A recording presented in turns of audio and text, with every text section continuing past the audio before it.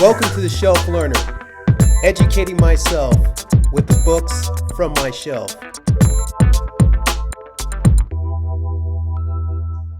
Welcome to the Shelf Learner, educating myself with the books from my shelf. Just recently I read The Compound Effect by Darren Hardy.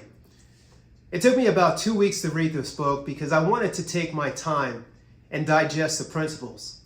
What I'd like to share with you is the most important story that I got out of the book, which was found in chapter 3 titled Habits. The author writes a story about a wise teacher taking a stroll in the forest with a young pupil. They're walking about and he finally stops at a small tree that was about, say, 3 inches in height. It was just sprouting from the ground. And the wise teacher pointed to the sapling and he told the young pupil to go pull it out. So the young pupil went over there and with his fingers, he pulled out that 3-inch little sapling. With a big smile of accomplishment, the wise teacher turns around and says, "I want you to pull out that tree." This tree happened to be about the size at the height of his knees. And he figured, I can do this. So the young pupil went over there and with both hands, he tugged for a few minutes, kind of twisted a little bit, and was finally able to take that thing out. And the wise teacher says, "And now, I want you to pull out this tree." This tree happened to be the same height of the young pupil. The young pupil took a deep breath. He put his arms around the tree and he twisted back and forth, back and forth. He grabbed some sticks and stones and was chipping away at the roots.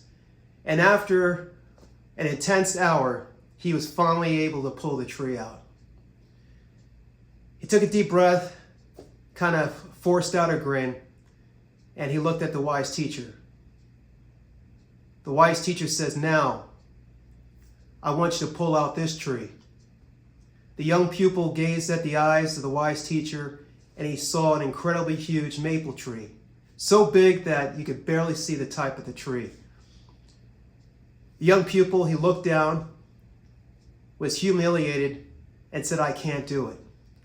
The wise teacher got really excited and said, "My son, you discovered the power of habits that have over your life. The older the habit, the bigger it gets, the deeper the roots, and the more difficult it is to take it out. So difficult that you're discouraged that you won't even try." And this story is so powerful. It's a universal principle of sowing and reaping.